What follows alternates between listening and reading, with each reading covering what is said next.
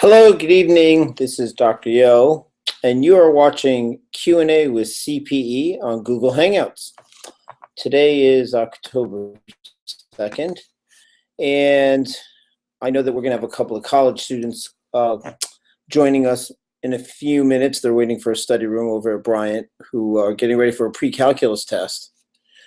So if you'd like to join in on that or ask other questions around pre-calculus, that's fine. Or if you're a parent or a high school student and you have a question about any topic touching the college admissions game, now would be a great time to join the conversation. So I think I'm talking to nobody because according to my panel, there are no viewers. So maybe this will be seen as a recording after it's uploaded to our YouTube channel. But for now, I guess it's sort of fruitless to make an announcement about what you can do because I'm announcing it to nobody. So yeah, there's the peanut gallery in the corner there. Yeah, laughing at me. Thank you. I appreciate that. Yeah. Okay.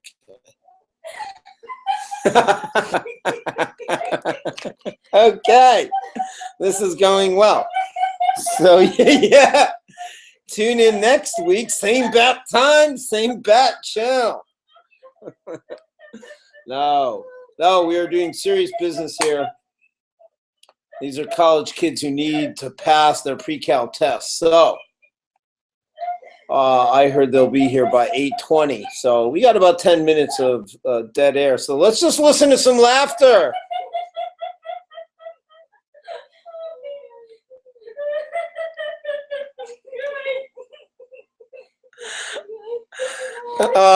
Can you entertain us? Can you do anything?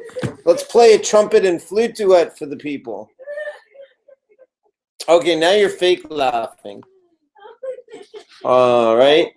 Hey, this is compelling video. I can see my ratings going up right now. Awesome. Hey, let me tweet. I'll tweet something. I'll tweet. Join the Google Hangout right now. How do you get a link to this bad boy? I don't know. Oh, wait. I think invite people. There it is. Link to share.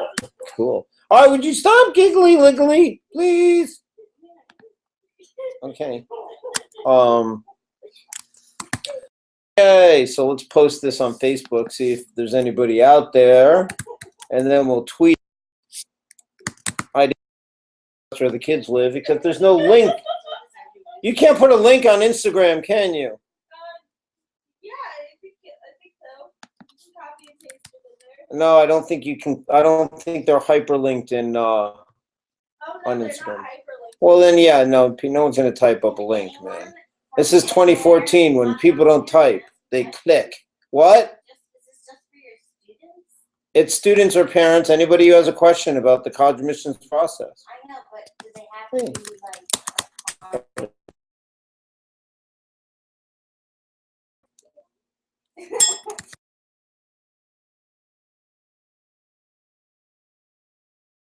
World.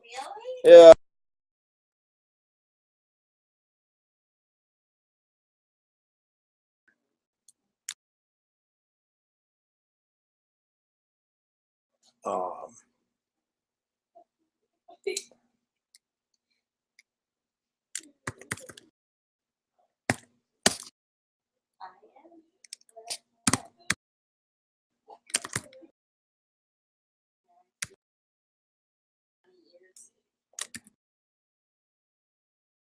Q and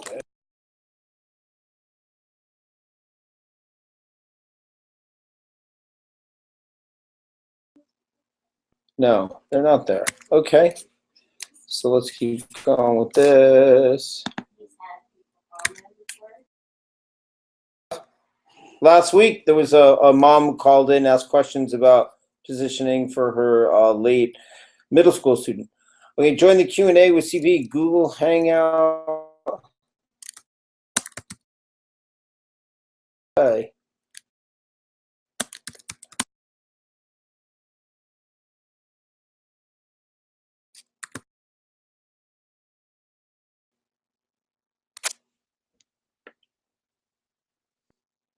Okay.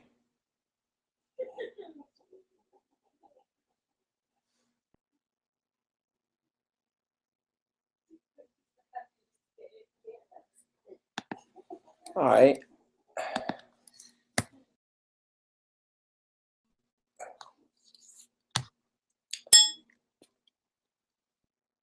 Okay, we need a short link. Twitter. Okay.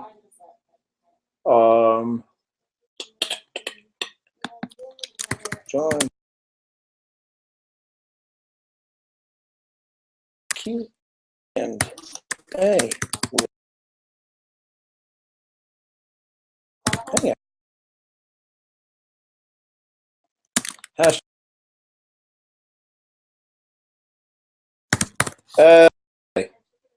This is going to be horribly boring on video. The college kids arrive soon, so we can get to some questions and hopefully some answers. Dude, let's see. Let's see where young Jakey is. Dude. Okay, I'll be right back. All right.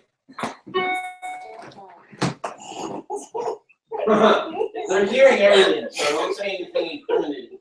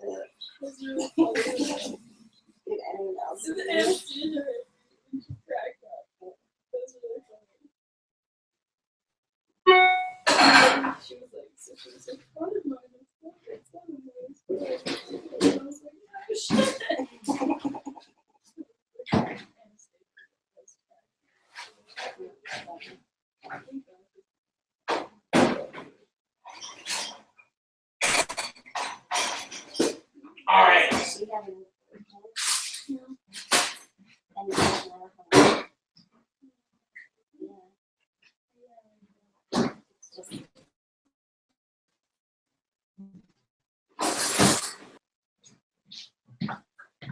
Okay, let's see what's up. Are they here yet? No. Holy hat, man. 60. Ooh, I hope that means 60 seconds. That was 3 minutes ago. I'm skeptical.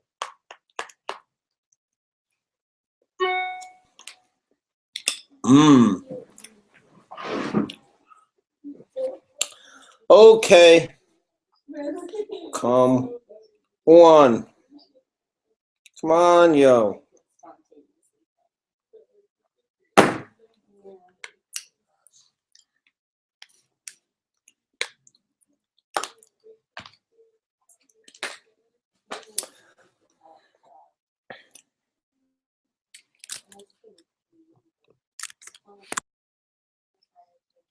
Oh, that's an awesome picture. Terrific.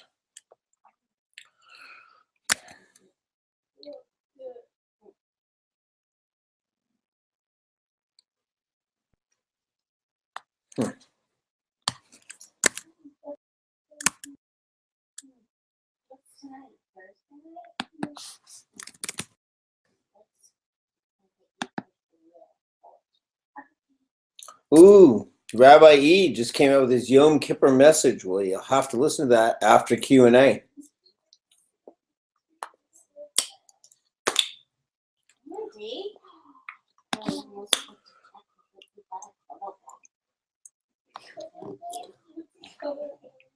You're so cute.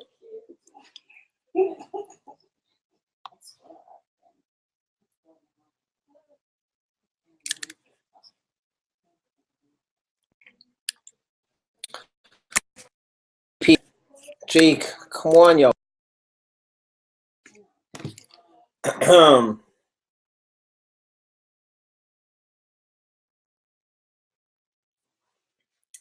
Let's see what's up.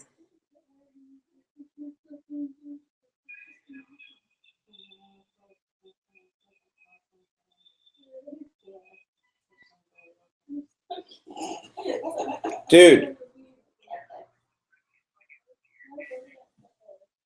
Okay, I'm like recording live right now, and it's been the most boring 15 minutes of video ever captured.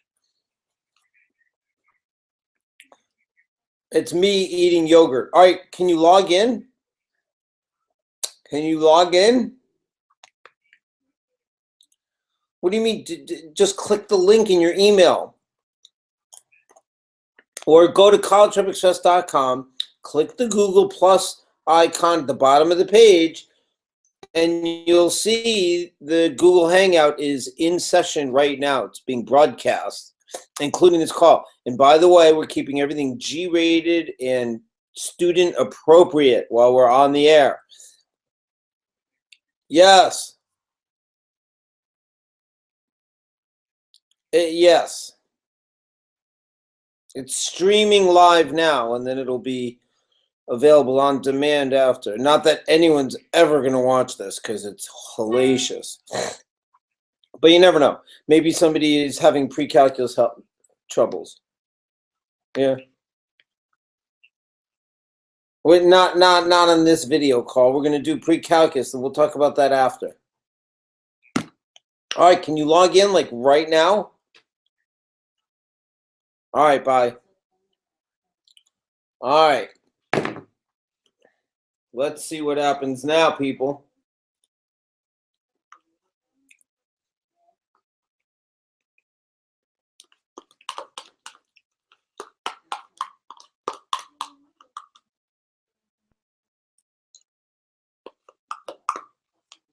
Well, in the good news department, we still have 0 viewers. So that's good. No, I'm not. Well, let's say people were viewing. What would they be viewing right now? Nothing.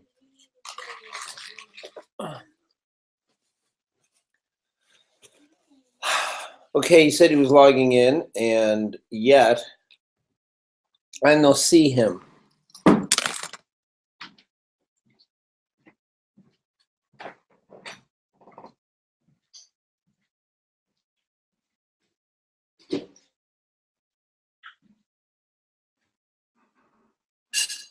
Come on, Jacob Jakes.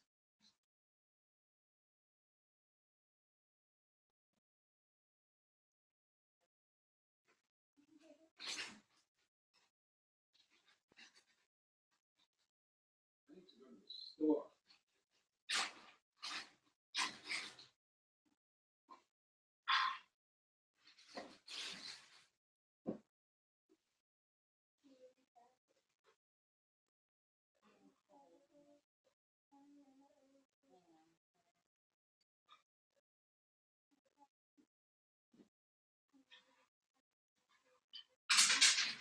Ah, for God's sake, are you kidding?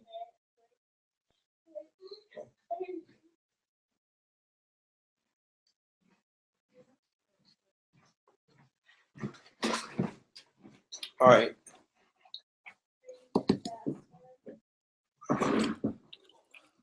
Come on, Jakey, really?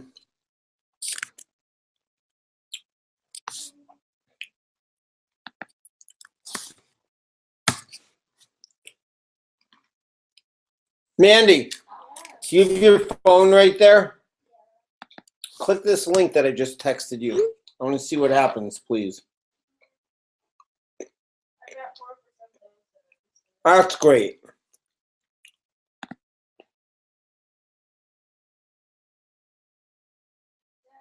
I'm going to have coffee, then I'm going to fast. All right, did you click the link? Yeah, to do it, I have to download an app. What is it? What, really? What? Yeah, you have to download Hangout.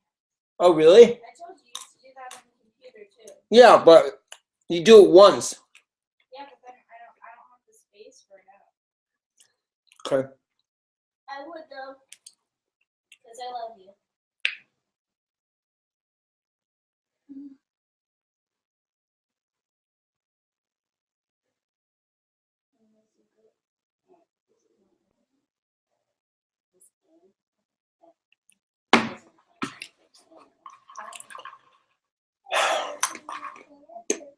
Well, this is terrible. Now I have to go online and delete this video, which I may or may not remember to do. Like EVault.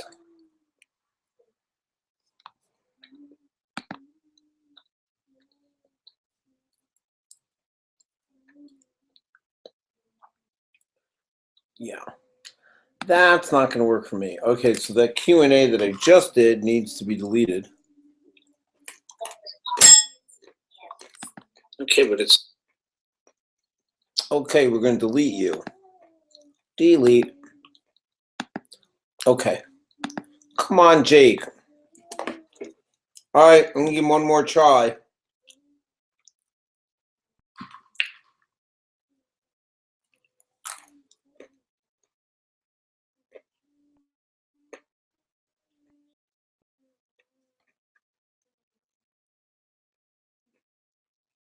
Jake.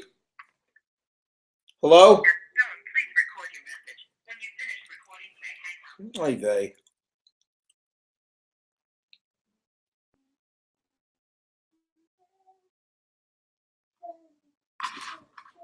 Jake. You're talking to yourself.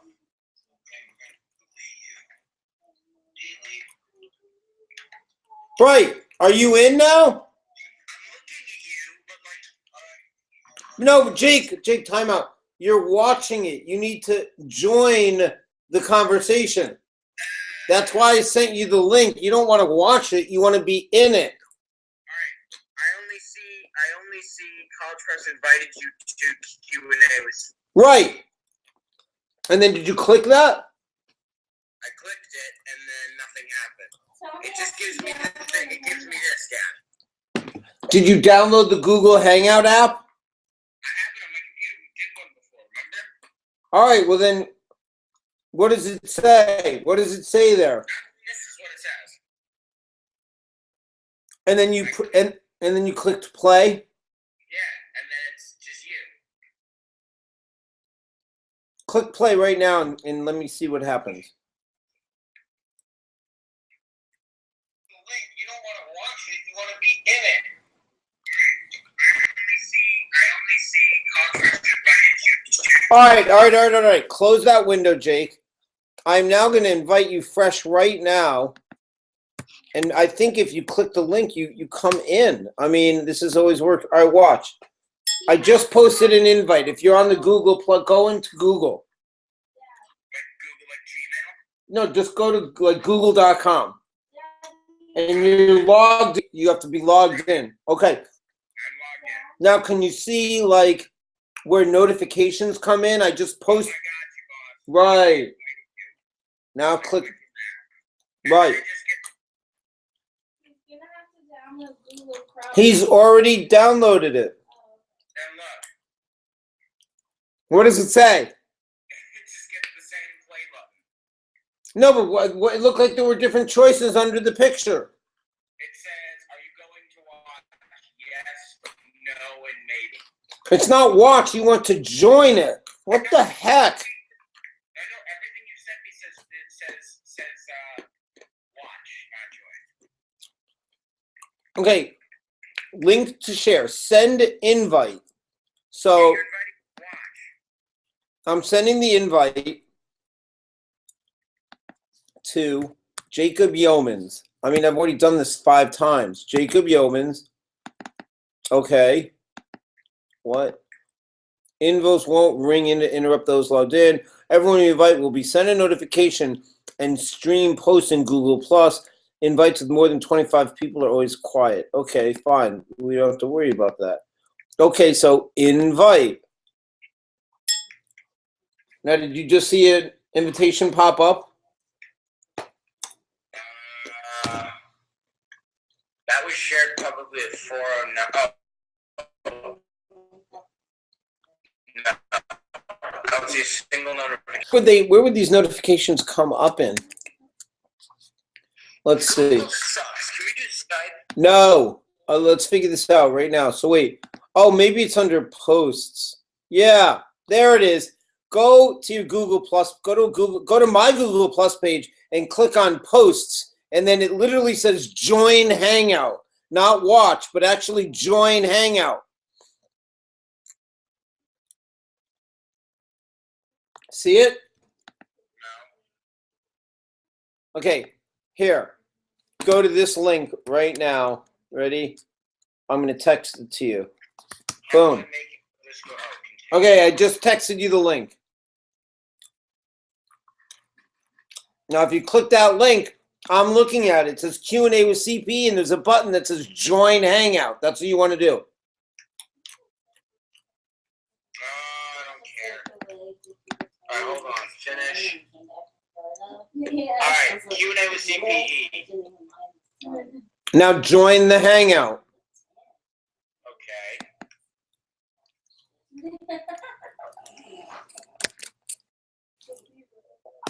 It doesn't say join. Oh, you frickety vault. Why is Hillary Wagner in your circle? Because join Hangout just popped up. Yeah, what popped up? It just popped up. Hold on. Justin, you do the same thing? What do you mean it just popped up? You didn't invite Justin. Yes, I did. And I'll invite him again right now. You have to have a Gmail, dude. No, he doesn't. I don't believe he does, Jake. Oh, you don't have the thing that I do. You need to install the Google. Yeah, it takes 2 seconds. It's a teeny little client. Yeah, just do that. Install Google Windows 7 on your PC. All right, but Jake, you're still not in the chat. I mean, in the video. It's still loading. Oh. It's been loading. It's the Wi-Fi here. That's why.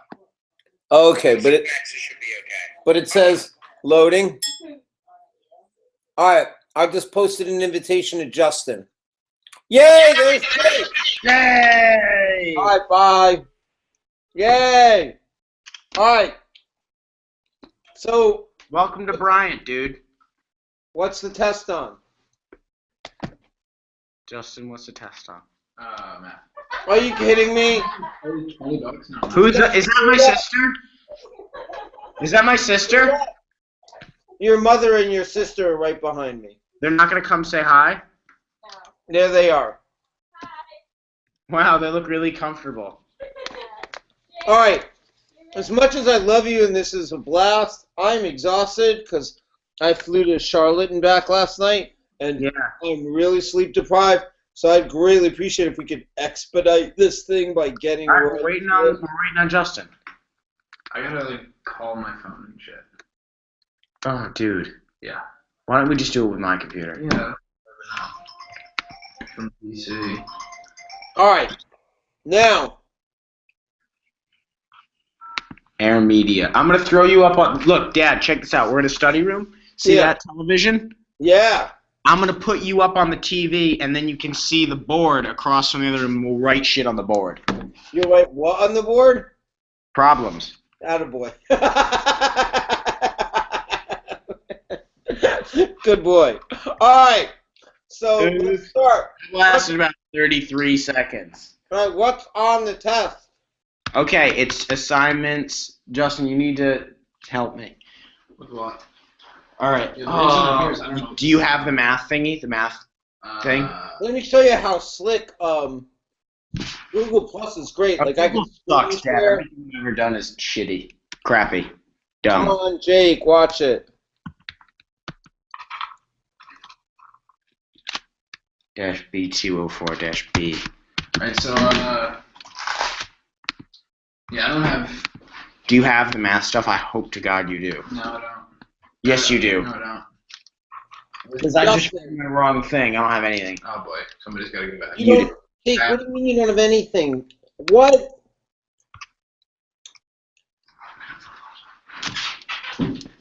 Jake, seriously. What's Yeah. the test Yeah. on? No, everything's fine. Graphing parabolas. All right, Do you know we're what doing topics graphing. are- We're doing graphing parabolas. Okay. And are you graphing parabolas using the standard form, the vertex form? You have to know like the axis of symmetry and all that. We need to know axis is symmetry. Yeah. And oh, dude, check this out. Whoa. So I got you up on the television. Awesome. Oh, speaking of television, I'm going to be on TV tomorrow night at 8:30. Oh, seriously, where? On what station? WHCTV. And streaming live on WHCTV.org. Oh, that's really hot. I just drank stupid hot coffee. Ooh. That's like awful. Alright. Alright, so here's the deal. You want me to get to the problem? Yeah.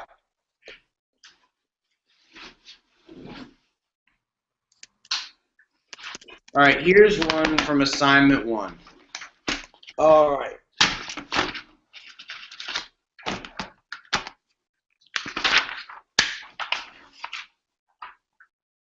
It says rewrite the following expression without any parentheses, radicals, or exponents. Alright, I'm going to go to screen share right now. And then use... Hi, Mandy. Right. Okay, watch this. Look at the little Mandy. Oh, man. Alright, so read the problem, Jake. Can you see the board? Yeah, I can see the board. Great. Alright, let's do this. What's the problem? Okay, so it says rewrite the following expression without parentheses, radicals, or exponents. Okay. And then it's parentheses, root 7 plus root 7, and then another set of parentheses plus root 7. No, root 7 minus root 7, and then do you see the board? Do you see the board? yeah, just like that, and then the same thing, but a minus sign in between them, Okay. and then the whole thing squared. Okay.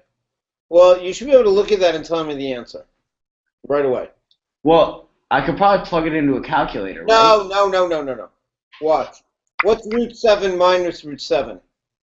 0, What's 0 times anything? 0, And 0 squared is? 0. And that's the final answer. All right, the next one is both of them being positive. Okay, so it's root 7 plus root 7 times root 7 plus root 7 all squared. All squared. Oh, yeah, no, that's all squared. Next All right, one. so first you combine like radicals. So root 7 and root 7 are like radicals. They have the same radicand, 7, root 7. So 1 root 7 plus 1 root 7 is 2 root 7, right? Right. And right, those two, you add them up. 1 apple, another apple, 2 apples. We have 1 root 7, another root 7, 2 root 7s. And then over here, we also have 2 root 7. And then this whole bad boy is squared, right? So, first, do you follow me so far? No. Okay. Wait, no, yes, I do. Right, it's root 7 plus root 7 is 2 root 7. We've got 2 root 7s, and then we're squaring the whole thing. So you multiply real parts together, or the rational parts together, and then the radical parts together. So 2 times 2 is 4. Root 7 times root 7 is 7. And then you're going to take that product and square it. So it's 28 squared, which is, I don't know what, but you could do that on your calculator, 28 squared. You got the 4. Where did the radical go? Okay, Radical. so watch. When you go, if you have, look, let's just break this out. You have 2 root 7. Are you writing this with your bamboo right now? Yeah, That's so cool. I know, it's awesome.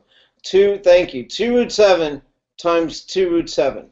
So you do the rational parts. The 2 and the 2 multiplied together is 4, right?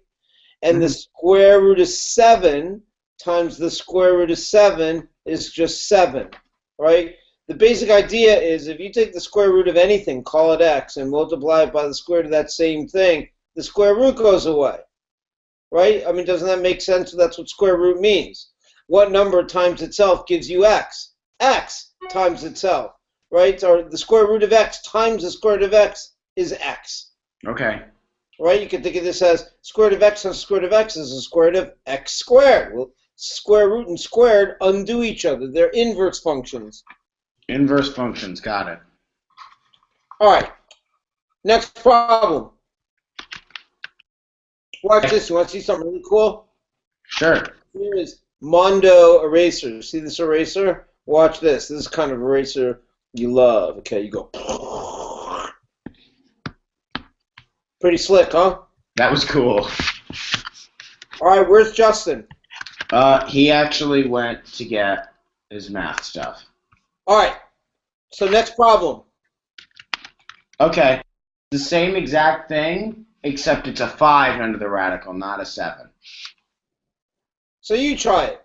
So you're telling me it's the square root of 5 plus the square root of 5 in parentheses times the square root of 5 plus the square root of 5, and then all of that is squared? Oh, this one's cubed. Okay. So it looks like that? Yeah, that's exactly what it looks like, except there's no brackets. Well, wait a minute then. That's a big difference. So Oh, yes, there is. No, it's his copy is cut off. okay, Jake, though, it's is the cube, does the cube just go to the second set of parentheses? No, it's the whole thing. So then I did it right. Yeah. Okay. So again, root 5 plus root 5 is 2 root 5. Right? That's all that is. 1 root 5 plus 1 root 5, 2 root 5. Okay? Mm-hmm. And then the same thing here. Root 5 plus root 5 is 2 root 5. Right? So we got to do that out, and then we got to cube that product. So again, 2 times 2 is 4. Root 5 times root 5 is 5.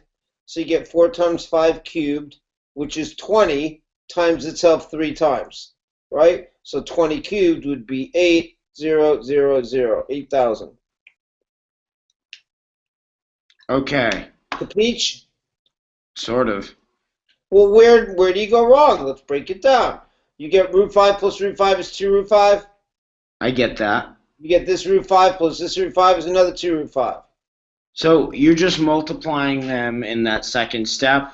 Yeah, watch. Let's practice. Oh, okay. It's 4. What's 4 root 2 times 3 root 7? What would that be? 4 times 12.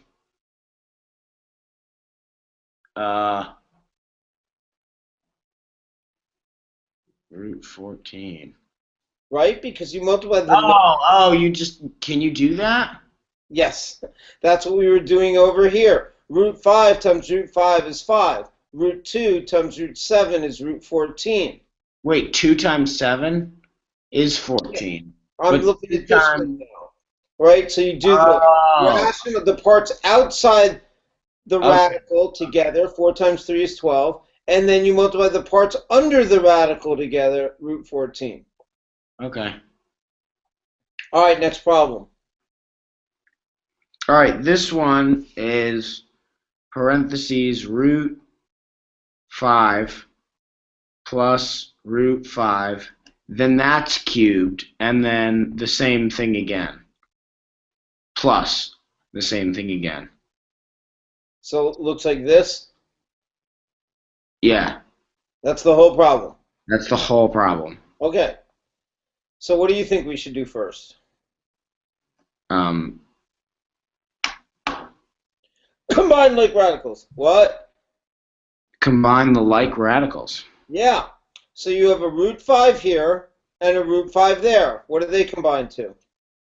2 root 5. Attaboy. So we have 2 root 5 cubed.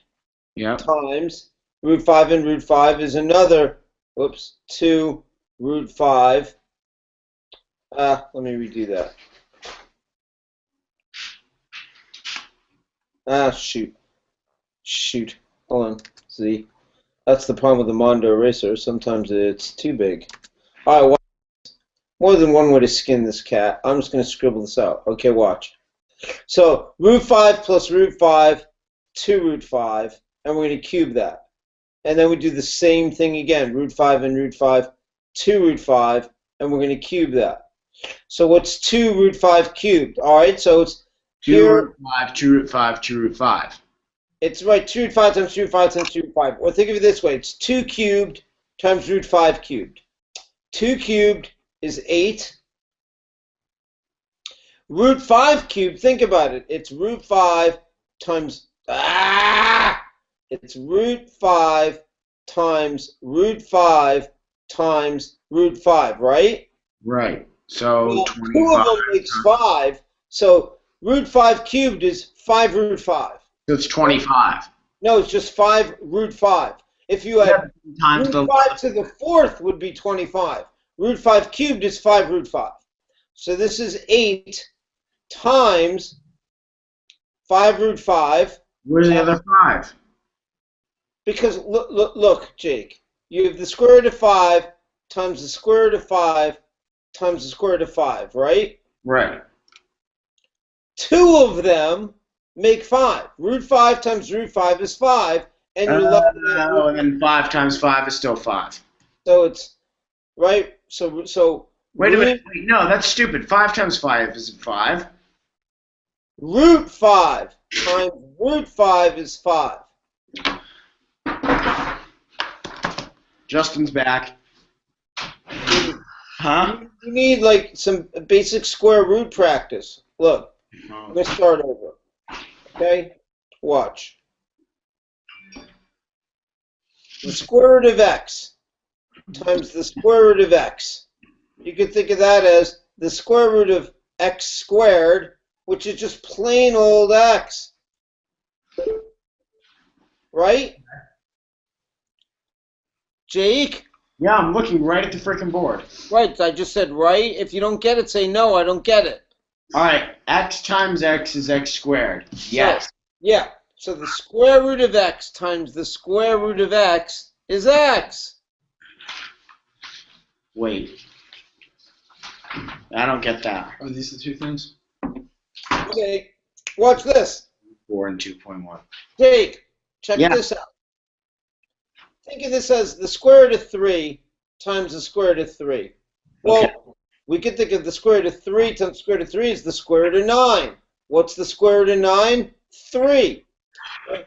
If you take the same radical and multiply it by itself, the radical disappears, right? The square root says what number times itself gives me 3? The square root of 3. The square root of 3 times the square root of 3, we're back to 3. Okay, I get that. That works.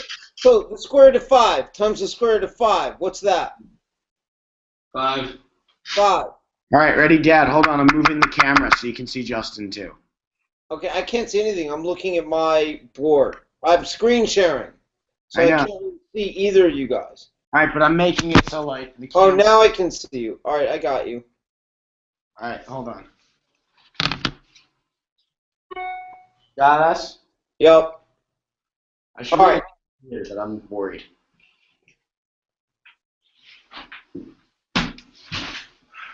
For God's sakes. Put it so low. Okay. Now look, you got to get this basic concept down. The square root of something times itself basically makes the radical sign disappear. So the square root of 3 times the square root of 3 is 3. The square root of 5 times the square root of 5 is 5. The square root of 11 times the square root of 11 is what? 11. Right. The square root of pi times the square root of pi is what? Pi. Okay, you getting the pattern here? Chicken pot pies. Now, let's do one step harder. 2 root 3 times 2 root 3, right? Otherwise known as 2 root 3 squared. 2 times, the root 3 times root 3 part is what? 3. 4 root 3. I did it. Right. Isn't it 6? Right.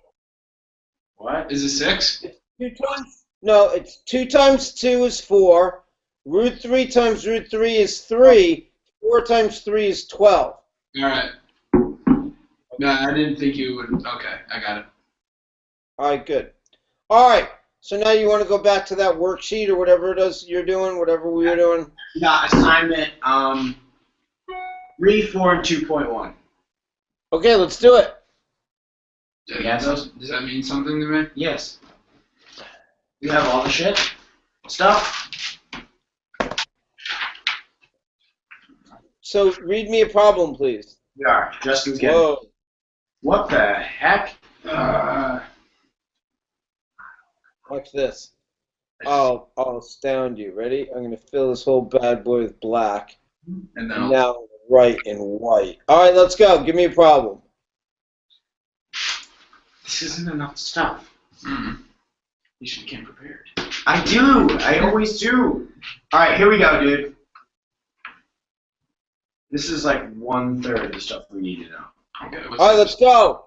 I'm done in 10 minutes, so I'm going to help you do as many problems as I can in 10 minutes. Are you seriously just gonna go to bed? Dude, I'm exhausted, and we had an appointment at 8. All right. Come on. There was stuff on interest. Is that on tomorrow? Okay. Is that tomorrow? I don't know. He's the worst because he's old man. He doesn't post anything to Blackboard, so we don't know what's on the test until the day of the test. And the thing is that he says come in at 8, but I have an 8 a.m. class, so you have to go in at 8. Okay. So you're saying, whoa, what just happened there? Massive black hole. All right. All right. So you're saying that it's unclear what this test is even on. No, it's because he says come in before class for 9 a.m. for 10 a.m. No, it's 9.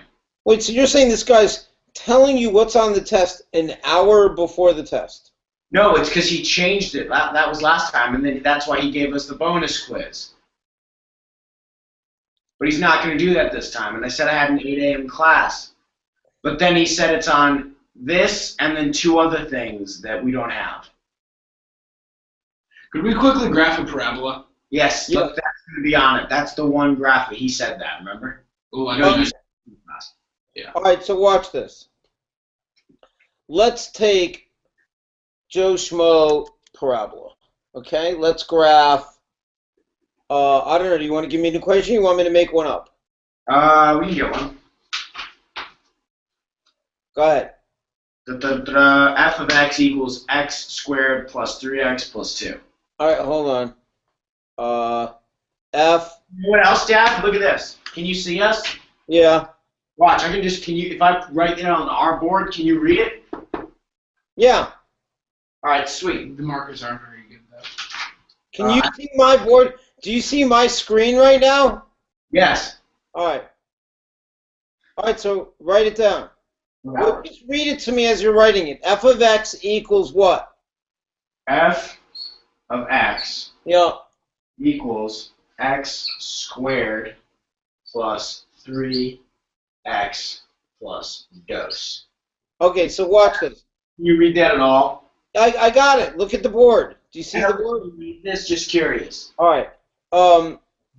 Yes. No, I can't really read it. You wrote on the whiteboard. It doesn't matter. Do you see my board? Yeah. The board works. Comes out white. All right, so look. Fx equals x squared plus 3x plus 2. Okay. First thing you want to do is memorize this equation I'm writing in the board. X equals negative b over 2a. This is the equation of the axis of symmetry. I thought it was the vertex. Oh, yeah. Now just relax. The axis of symmetry also gives you the x coordinate of the vertex. The vertex, any point, has an x coordinate and a y coordinate. This is the x coordinate, as you see from x equals. Okay. Now, to get the y coordinate, you have to plug negative b over 2a in. You'll get a number for that and plug it in here. I'm just giving it to you generically. The x coordinate is negative b over 2a. The y coordinate would be f of negative b over 2a. So your axis of symmetry is this, okay? And the vertex, and it looks a lot more complicated than it is, but I'll show you when we work through this example. It's negative b over 2a, comma, f of negative b over 2a. That's the coordinates. Those are the coordinates of your vertex. Now let me explain how this works. Okay? First thing we're going to do is figure out what's the axis of symmetry. In other words, if we fold the graph over along the axis, the two halves will line up exactly. But in other words, like here, if this is your parabola, let's just say, okay, the axis of symmetry would look something like that. It would go right down the middle. You get that? Right. All right. So let's figure out. Let me erase that, and let's figure out. Okay. Gotta say, dude, this is pretty cool setup we got here. Right? All we need is some really good expo markers and Whoa. What the hell? Oh, I have to. How do you erase black? How do you tell to erase black? Brush. What? Use a Oh, black yeah. brush. That's a good idea. Okay, good plan. I'll just go black. Watch.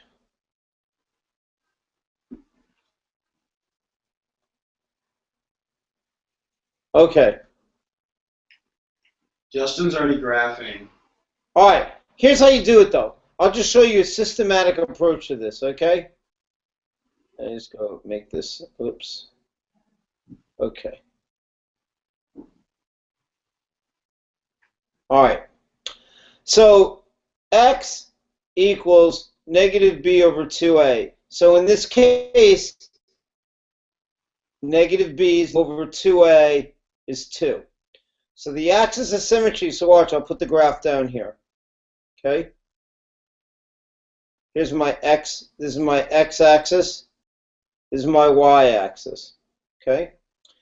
Negative 3/2 is negative 1.5. So the axis of symmetry for this parabola is right there. Okay? So this line we can label is x equals negative 3/2. So the vertex lies somewhere along here.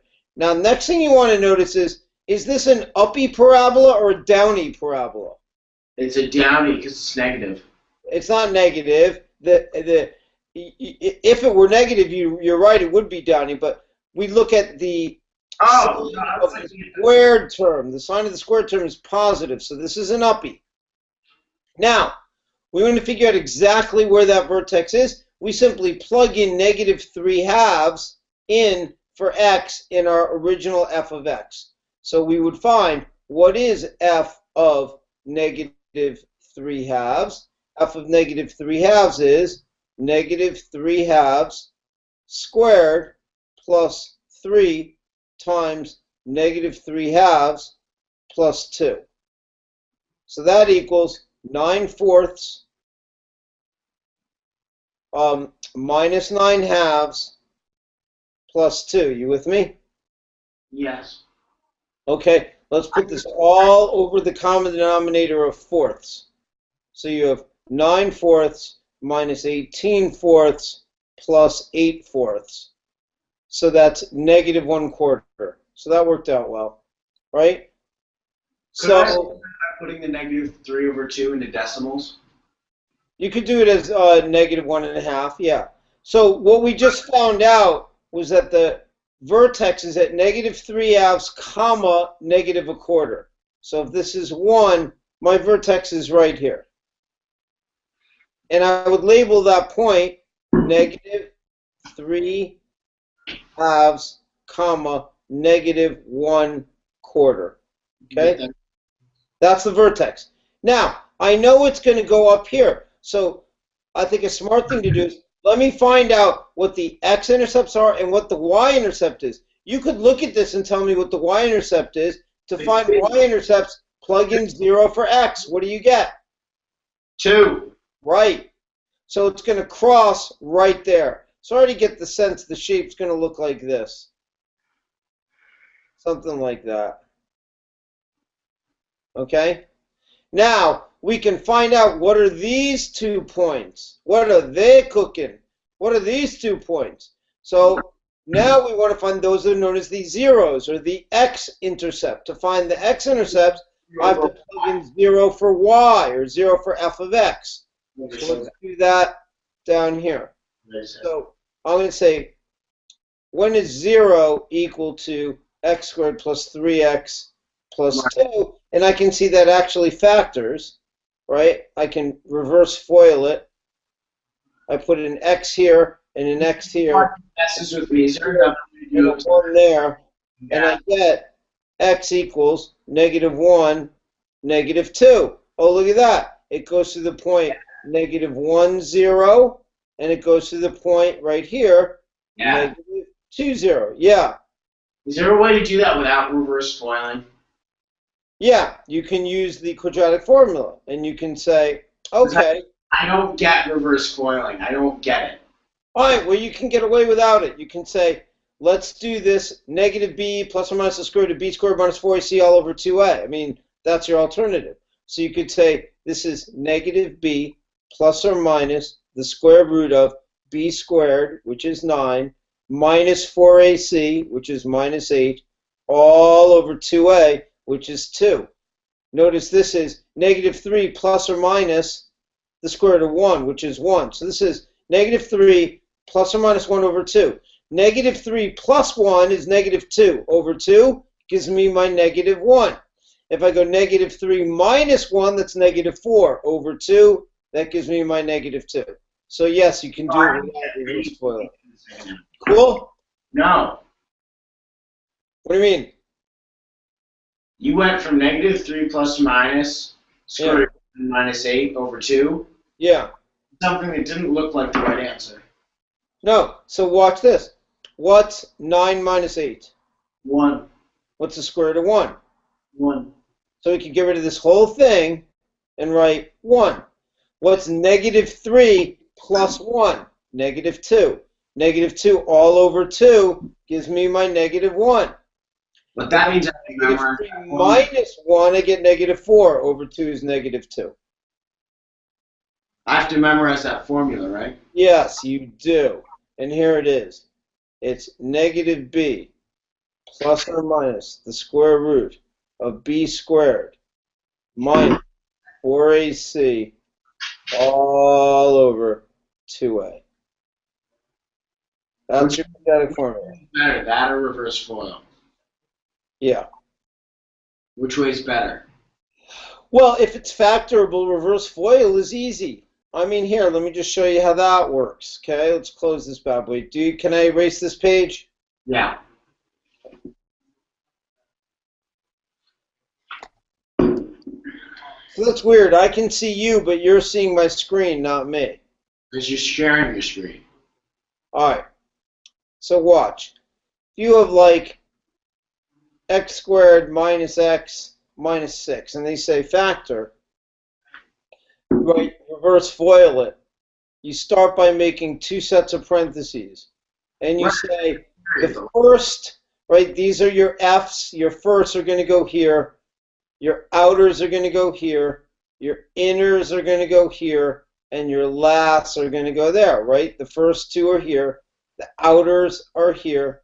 The inners are here. And notice that spells out F-O-I-L, right? This is your F. Your x squared is your F. First, outer, inner, last. Mm-hmm. Right. These two together combine to this. So watch. So let's just, so it's not as cluttered. You have x squared minus x minus 6. You make your reverse FOIL. You say, the first is obvious because there's only one choice to get x squared. It has to be x times x. Right? If I do the f in FOIL, the first, it's x times x is x squared. It's just 1 and -6. It could be 1 and -6 or 3 and 2. Now, if you think that it's 1 and -6 and you look at this, the outers plus the inners have to give you this coefficient of the inner term. Well, 6 and 1 can't combine to give me -1. No. It can't work. but 3 and 2 can. If I put in 3 and 2, 3 and 2 can combine to make -1 if the 3 is negative and the 2 is positive. Why do you need the 1? Because that's the coefficient here. There's an invisible 1. It's -1x. So that's what I'm showing you. The middle term, see over here, is outers plus the inners. Okay. All right? So there you go. So back to Justin's question. The way to graph a parabola is first, find the axis of symmetry. Second, plug the axis of symmetry into the function and find the vertex. Find the y-coordinate at the axis of symmetry. That gives you your vertex. Then plug in 0 for x and find your y-intercept. This is what it looks like then. Y and find your 2 x-intercepts, and that usually is enough to graph it. Yeah, that's perfect. That's exactly right. All right, cool. Now watch this. You can still see the board, right? Right. On my computer. All right, check this out. So what was that equation? It was x squared Plus 3x plus 2. All right, let's see if we did it right. Bam. There we go. Damn. I want that program. Apple. It goes right through 0, 2. It goes through -1. It goes through -2. And it has a vertex at -1.5, comma, -1/4. Bam. Shamalama ding dong. Now I got another question. All right.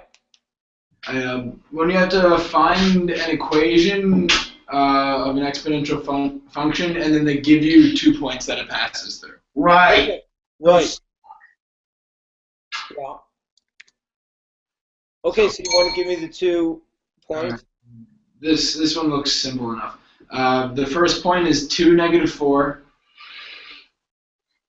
And Yep. the second point is 4, -16. Okay. And they say it's an exponential function. That's all they tell you? Yes. Okay. So your basic exponential function is typically the parent function is usually f of x equals 2 to the x. Right? All right. So, oh, I get it. So it's let's say it's probably, let's do it like this, k times 2 to the x.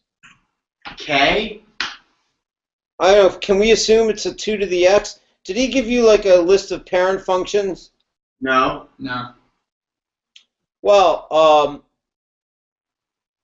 let's just try this. If we plug in -4 for y, or f of x, right? And then we have k times 2 squared. It appears that k equals -1. So it looks like this function is going to be f of x equals -2 to the x. Now let's check it using this point. You see how I did that? I used this point. I just plugged in -4 for y. I plugged in 2 for x, and I solved for k. 2 squared is 4. -4 divided by 4 is -1. Now, if we're right, that's going to work over here. So let's see if it works. Is -16 equal to -2 to the 4th? And the answer is no, it's not. So we screwed up somewhere.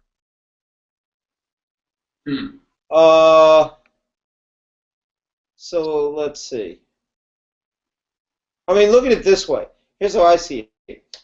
-4 is 2 to the -2.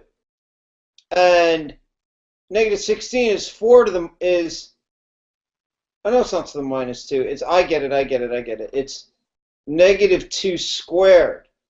Yeah, that's all this is. Oh. Wait, read the question again. It says find an exponential function or find any function?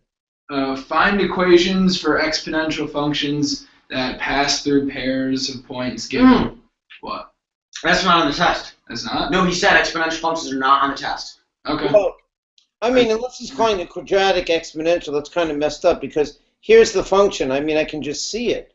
It's basically 2, and then let's see, it's minus. No, it's just negative x squared.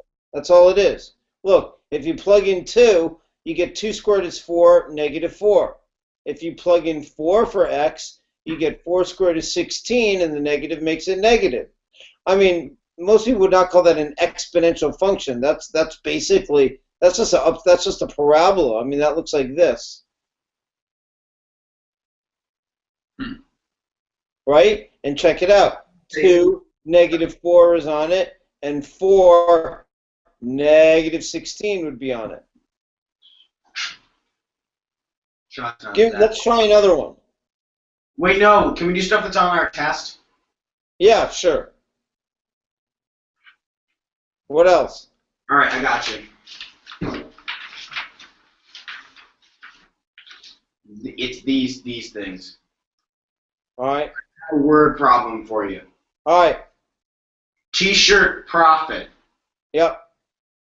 2 fraternities, SIG EP and EP SIG, plan to raise money jointly to benefit homeless people on Long Island, like Justin.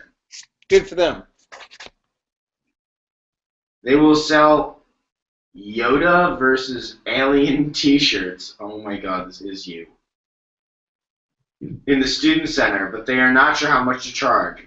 SIG EP treasurer Augustus recalls that they once sold 400 shirts in a week at $8 per shirt.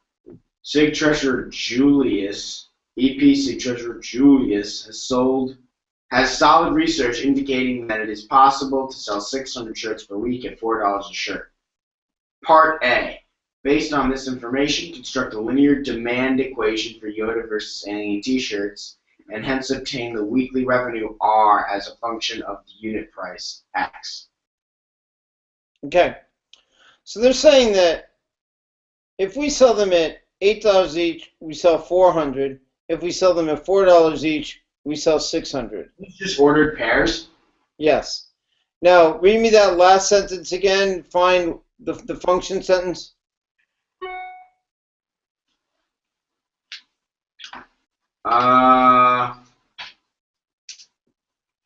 Based on this information, construct a linear demand equation for Yoda versus Alien T-shirts, and hence obtain the weekly revenue R as a function of the unit price X. Okay, so you want R is the number of shirts as a function of money, of the price. Okay? So that means the number of shirts is X and the money is Y. So here's your X, here's your Y, right?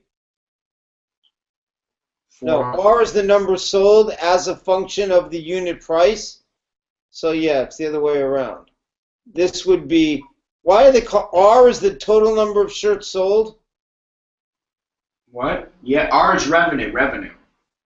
Or R is revenue as a function of the shirts sold. Okay, well, if you sell 400 shirts at $8 each, you make $3,200, right? And if you sell 600 shirts at $4 each, you make $2,400. Right? Hmm? Read the whole thing one more time. The whole from the beginning? Yeah. Justin, you want to take a turn reading it? Sure. Which question? 32. 32. All right. 2 fraternities, Psi Up and Sigma. Whatever. 2 fraternities plan to raise money jointly to benefit homeless people on Long Island. They will sell Yoda vs. Alien T-shirts in the student center, but are not sure how much money to charge. The treasurer recalls that they once sold 400 shirts in a week at $8 per shirt, but the treasurer the other guy has solid research indicating that it's possible to sell 600 shirts at $4. Okay. He's rubbing his eye. I see that. Keep going. That's Dude, that's not the question yet. based on the information, construct a linear demand equation for Yodaverse alien t-shirts and hence obtain the weekly revenue R as a function of the unit price X. Okay, so R is the revenue as a function of the unit price X. Okay, so All right, so let's assume then now that so these are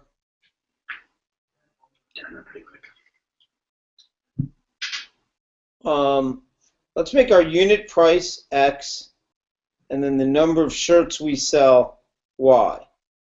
Okay. So let's assume it's linear because they tell us that. So let's figure out the slope. So y2 minus y1 is 200 over x2 minus x1 is negative 4. So we get a slope of negative 50, right? So if we're going to do y equals mx plus b, we have y equals negative 50x plus b. And now we can plug in either point. We can say we sell 400 shirts at $8 each, right? So that's going to be negative 400 plus b, b equals 800. So let's see, the number of shirts sold as a function of the unit price is y equals negative 50x plus 800. And we can check that in the other one just to make sure. It's 600 to Dad? 200, negative 200 plus, yeah, so that's correct. Yes, Jake. Yeah. What? Well, I thought you said plus 800. I did. Wait, I thought 800 was X. Oh, no, oh, yes. So then is part B just trying to find X? No, so now I know, given the price X, the price is X, I'm going to sell this many shirts. So if the price is $4 and I plugged in $4 and you did out this math, you would get 600 shirts. If I plug in $8 for my price, I get 400 shirts. I'm going to sell fewer shirts if I charge more money. That's what they're saying. Now, what's the revenue? Revenue is the number of shirts times the price per shirt. Well, we just found out the number of shirts is this. The number of shirts is negative 50x plus 800. And then right, that's the number of shirts. And to get the total revenue, I take the number of shirts times the price per shirt. The price per shirt we defined was X. So your revenue function is, and now you see why it's in the chapter on quadratics, negative 50x squared plus 800x. Boom. You just fill it out and then you're good? That's the revenue. That's the revenue as a function of the unit price of the shirt. You don't solve for X at all. No. You're just done with R equals. We're done. They said find, read what they're asking you to find. Didn't they say find a revenue function? Obtain the weekly revenue R as a function of the unit price X. That's what we just did. The revenue function is, right, revenue is how much money you make. So how much money you make is the number of shirts, right, times the price per shirt. Right, if I sell 100 shirts at $5 each, my revenue is $500. Right, so here, we're selling negative 50x plus 800 shirts. This is the number of shirts right here. And then this is the price. So we did price times number. That gives me the revenue. So that's the final answer. Does that make sense? Yes. Good. You plug it back into the equation if you want to check it. No, there's nothing to check. Check what? What are you talking about? If you plug that in for Y, will it equal? No. Okay, let's say I plugged in $8. If I plugged in $8, my revenue should be $3,200 if we did this right. Because we know at $8, we're selling 400 shirts, right? 400 shirts at $8 each, it's $3,200. So let's check it. Let's plug in 8 for X. You have a calculator with you? Hit me. Let's plug in 8 here. So you have to say, what is 800 times 8? 800 times 8 It's is 6,400. Right? Oh my God. 6,400. Okay. Now, what is negative 50 times 64?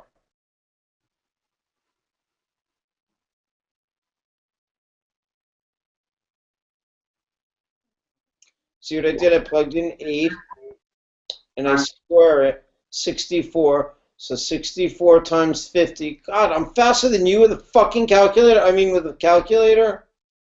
It's 3,200. So minus 3,200. And lo, I get 3,200, which I already knew I was going to get because that's 400 times 8. If I plugged in $4, I would get for a revenue 600 times 4, $2,400. I'm not doing that out, but it works. Trust me. All right, I trust you. All right. That's all I can do, guys. I'm brain fried. I'm dead. All right. Could you explain, though, for the revenue, why did you multiply another X in there? Okay. Yeah.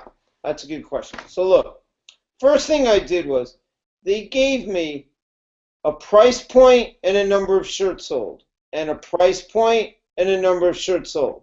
So your intuition was right. That's basically 2 points on a line. So I'm going to figure out what's the linear relationship between them. What's the linear equation? What's the equational line that passes through those 2 points? 8, 400, 4, 600. That's what I did down here. First thing I did is I figured out what's the slope. Right? The slope is 600 minus 400 is 200 over negative 4. The slope of the line is negative 50. So then I plugged that into y equals mx plus b. And then I used one of my 2 points, the 400 and the $8. I plugged in 8 for x and got negative 400. I replaced this y with 400, and I solved for b. So I got my linear equation. This is why it's a good idea to define variables. Y equals price of shirt. Sorry, x equals price of shirt. Y equals number of shirts sold. Yes. Okay? Now, do you get that? Right? X is the price of a shirt. Yeah. Y is the number of shirts sold at that given price. So y equals negative 50x plus 800. I used the 2 given points to generate that. Yeah, I have that. Hey, Dad. So now, hold on. So the revenue, any revenue is the number of shirts times the price, right? I mean, if I'm selling $10 shirts and I sell 5 shirts, I made $50. If I sell 7 shirts, I made $70. If I sell 10 shirts, I made $100, right? It's the number of shirts times the price. Well, Y gives me the number of shirts. Negative 50x plus 800, that represents the number of shirts I'm going to sell in a given week. So that's this, the number of shirts. Now I have to multiply that by the price. The price is X. So I did what's negative 50x plus 800 times X. And that's how I got negative 50x squared plus 800x. Okay. You get it? Yeah, I do. It's the number of shirts times the price. Okay, what, Jake? If you're doing one of these word problems where its price is X, always going to be the money. Yeah, if X is the price, yes. Okay, cool. And then you set up like an ordered pair and find the vertex. Couldn't you use negative b over 2a to find the revenue? No, because oh wait. Let's see, you mean in your revenue curve? No, what you could do though is you could use negative b over 2a to find the price that leads to the maximum revenue, yes. Right, Okay. so Yes, like part B of the problem? huh? Is there another part of the problem that says find the price that maximizes revenue? I don't know. Was that part B, Justin? Part B is the university administration charges the fraternities a weekly fee of $500 for use of the student center.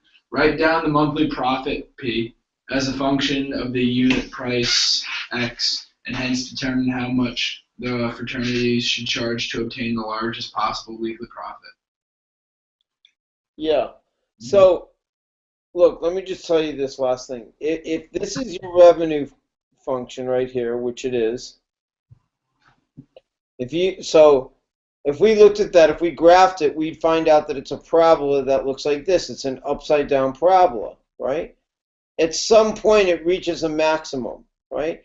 That maximum is in x comma y. The x coordinate tells me the price point. What price gives me the maximum revenue? And the y coordinate is that revenue. So let's do that for this function. Let's figure out what is the x comma y. Well, we know that the x is negative b over 2a, right? Because it goes right through the axis of symmetry here. So negative b over 2a in this example would be negative 800 over 2a is negative 100, right? Because a is negative 50 times 2 is negative. So the negatives cancel and the 2 zeros cancel, you get 8. So they're saying, when we charge $8 a shirt, we're going to maximize revenue. If we plugged 8 in for x, we would get out 400. We already know that from here.